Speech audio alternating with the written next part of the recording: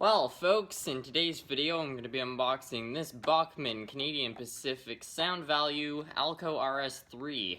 This is obviously a sound locomotive from Bachmann. It's one of the ones I got in that lot. And, yeah, apparently, it's an RS3. So let's unbox it because, well, kind of excited to see what the sound is like. I've only had one other sound Bachmann locomotive before, and that's my New York Central engine.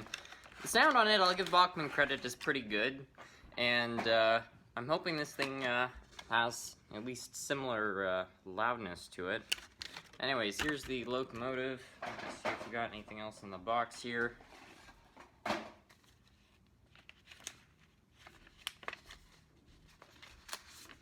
looks like the warranty, etc.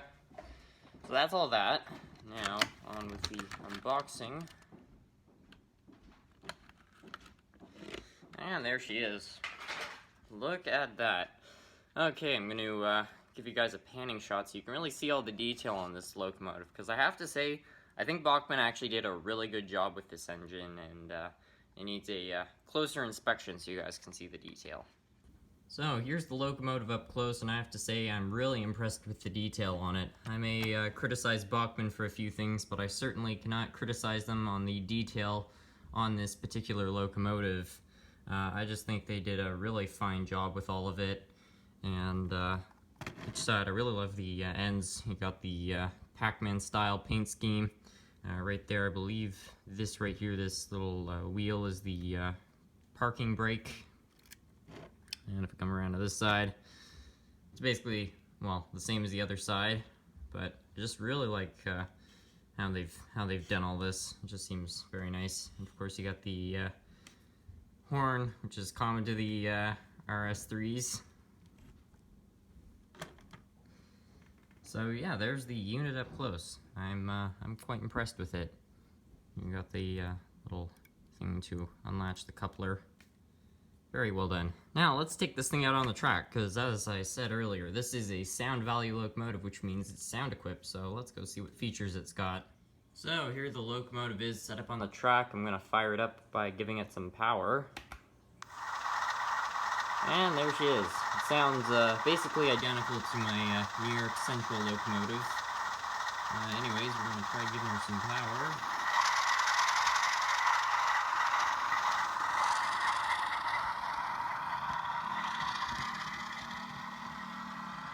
So it does rev up and down as DCC sound engines do. So that's all very nice. Now let's put it into the function mode and see what we got. So there's the bell. And the second button. So there's the long horn, and I assume 3 is the short horn. And 8 is to just shut off the sound. And if I click 10, you can see we've got a headlight on it. Not the brightest, but I'd assume it's prototypical for this engine. Let's see if we can get a bit of a better shot. Yeah, you can see it's pretty good when you're right in front of it.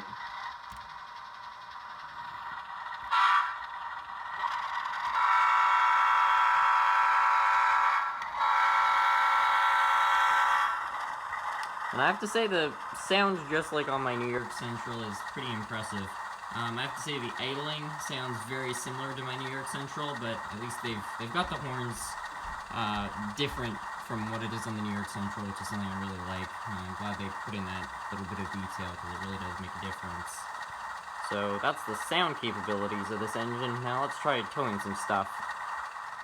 Well, here it is, hooked up with about a 10-car consist, and if we give it a little bit of power, you can see it has no struggles. So this will probably pull about any reasonable sized train you give it.